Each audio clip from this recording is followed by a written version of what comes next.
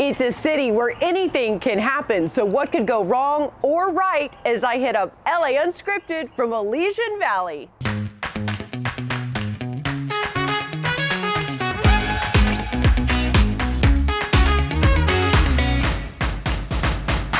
Cafes and concerts, bike paths and bars, set alongside a 2.5-mile stretch of the LA River, nestled between the 2 and the 5 freeways, there is a hidden gem of a neighborhood. Welcome to Frogtown, everyone. I'm Dana Devin, and we hopped off script here to the Elysian to find out why this urban oasis is so toad-ally awesome. Frogtown is a nickname for Elysian Valley. And I think it's been kind of a working class neighborhood for decades, and now that is obviously changed. When we first moved to Elysian Valley, we moved here in 2002. My wife and I were looking for a house and decided we didn't want to live in a house, so we started looking at buildings like this. What was it before? It was a small manufacturing facility that made resin molds for porcelain products. We're standing in what used to be a parking lot. Oh, in 2002, this was a parking lot, and we tore out the asphalt, planted all this bamboo and the sycamore. We had been using the space as living and studio space for film and photographic works, and we moved out, thought, well, we can do private events here. We've done some leadership workshop things here, film production, television production, shoots, baby showers, bar mitzvahs. My wife runs an organization called Clock Shop. It's an arts organization, and they've used the space in the past for a music series. Clock Shop is an arts organization that I founded with the mission to bring arts and culture to public space in Los Angeles. So we use this space to do events, conversations, often inviting artists to talk with people in other fields where their interests intersect. We have a full commercial kitchen, we have a full bar, and then a number of smaller areas that are divided with panel walls, and those are seating areas or lounge areas, or they can actually be emptied out and configured. It's kind of like a blank canvas. You really could make this into anything you wanted it to be. Yeah, that's a hidden gem. I would say if your party or what you have in mind is at the scale that we want to accommodate at this point, then come check it out. Something else to croak about, I have been told there aren't even any frogs here. So how did this niche neighborhood get its moniker? Jumping on over to Liberty Chan to tackle that. Well, Dana, technically we're in a part of LA called Elysian Valley, right by the LA River, but everyone around here calls this place Frogtown. So where did the name Frogtown come from? Apparently, according to local legend, back in the day, we're talking 1930s and 40s, there would be heavy rains. After the rains, there would be a ton of toads and frogs that would come out of the LA River and invade this town. Hence the name Frogtown. I kind of like it. Great amphibian info, Lib. Maybe we should call you Amphib Lib. Okay, but do you know why frogs are so happy? Because they eat whatever bugs them. I'll be here all week. All right, and you know who never bugs and is always riveting? Our Jasmine Simpkins. Let's see what she's hopped up on today. Okay, Dana, while you guys are exploring Frogtown, I'm getting a jump start on my holiday shopping because finding a gift for Mama Simpkins is gonna take a leap of faith and a whole lot of sparkle.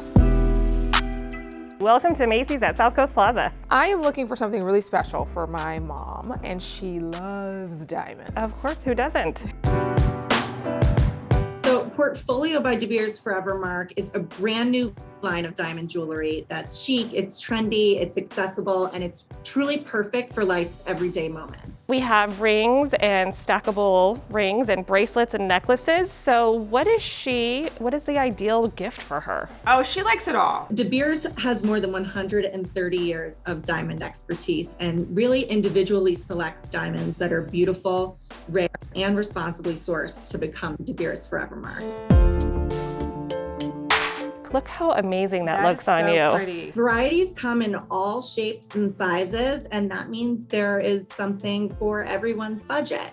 This is a collection that's truly accessible and really perfect for everyday style. You never can have too much bling. you Never. know? Diamonds are a girl's best friend. They really are. Oh my gosh. Less than 1% of all the world's natural diamonds are even eligible to become De Beers Forever Mark. So you can truly see the difference in the sparkle and the beauty of a De Beers Forever Mark diamond. You'll find jewelry to either gift yourself or a loved one, and even some beautiful diamond engagement rings and wedding bands to express that ultimate gift of love. Oh yeah. One for Mama Simpkins, one for Jasmine. And don't forget the earrings. Adriana, you're gonna take my whole paycheck. The collection is available exclusively in 14 karat gold, but you can find it in a variety of colors, from white gold to yellow gold to rose gold, to really mix and match. So I think I'm gonna take one of everything. Okay, all right. And we'll just charge it to LA Unscripted. I'll take that credit card now. Okay. And from ice on your wrist to a slice you can't resist. Check out this Santa Monica pizzeria with glitter pies. It's really just a fun thing that we do. Great for kids' parties, great for Pride Month. We've just been having a blast doing it for about 4 or 5 years now. The glitter is totally edible, FDA approved. It's made for human consumption. Dagwood's Pizza is just the most loved mom and pop pizza shop around. We've got some really fun pizzas that you're not gonna find anywhere else. We've got a Korean barbecue pizza, of course, the magical unicorn pizza. They're so sparkly. They're precious. Pizza and Wait, rainbow. we're just gonna stare at it? We're super psyched to celebrate the 1-year anniversary of LA Unscripted. We were one of the first companies to appear on the show, and we are really happy to be back and celebrate with some awesome magical pizza with you guys. Dagwood's been around for approximately 20 years. Dagwood's for a long time has placed a big emphasis on our community. We have always felt that we've got to give back to the people that come in and give to us every day. We have give back nights almost every Tuesday of every month, where a certain percentage of whatever money is made will go back to the schools. We donate all of our leftover food to the homeless shelters in the area. We've got gluten-free options. We've got plenty of sandwich options, salad options, pasta options. We kind of run the full gamut of Italian food, and it is all super good. Seriously, try the lasagna. It is one of the most underrated lasagnas in Los Angeles. We have a great time doing what we do, and we love every day of work.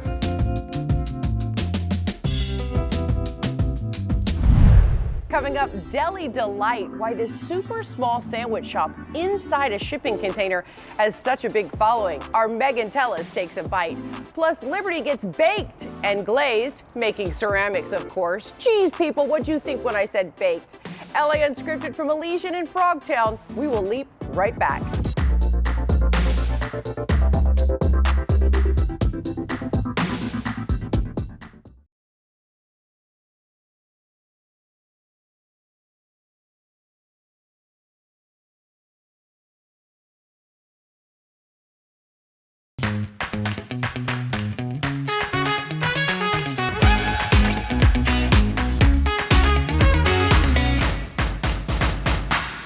Southeast of Silver Lake, there's a progressive pocket community that's 2.5 miles of hipster cool.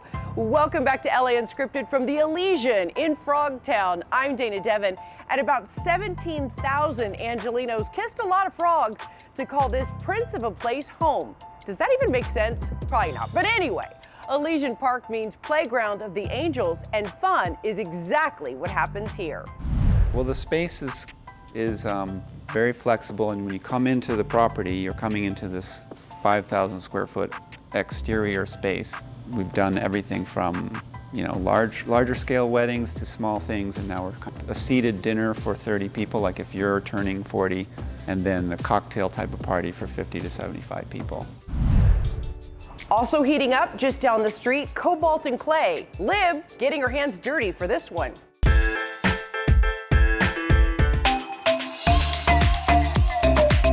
Oh, no, no, Dana. This girl not getting dirty. I have my apron on. I have the professional here, Nicole. She's going to teach us how to make some pottery here in Frogtown, cobalt and clay.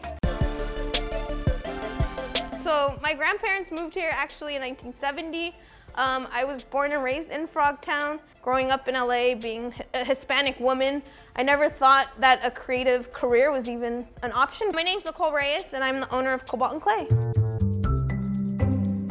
I didn't touch clay till a little later in life, so I was a junior in college, so I was like, 22 years old.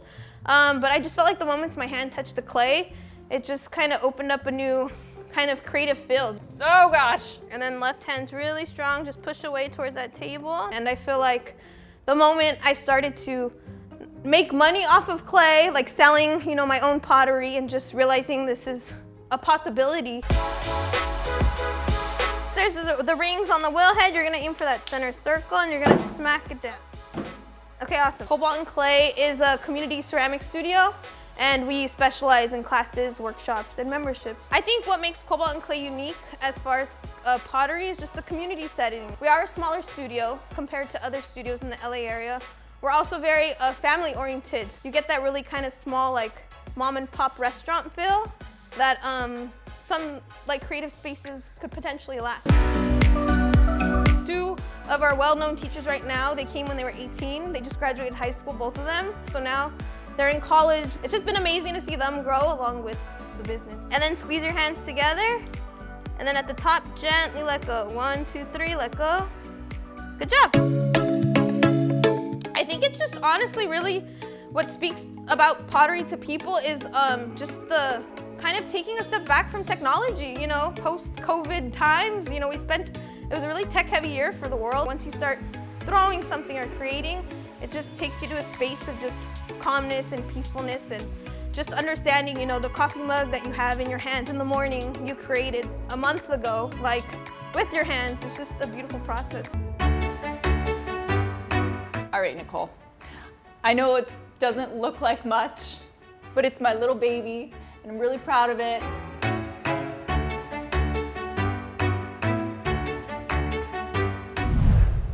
Thank you, Lib. Okay, so what would a stylish frog wear for a visit here? A jumpsuit, of course. Kill myself.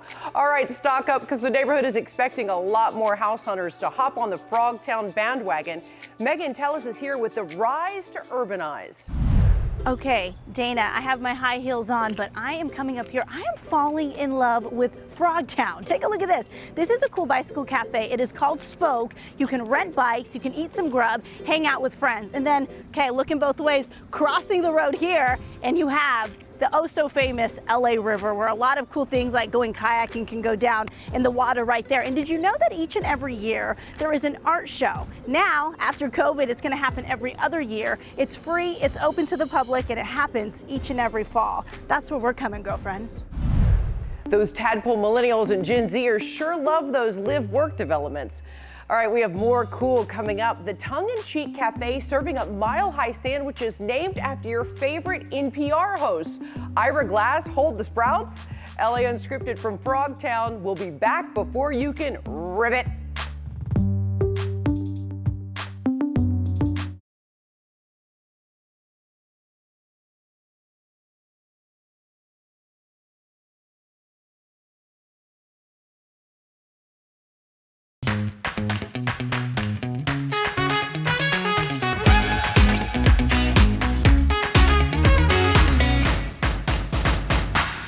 Straight out of Frogtown. There is a whole lot to do here, so let's check back in with Megan Tellis and see what's hopping with her.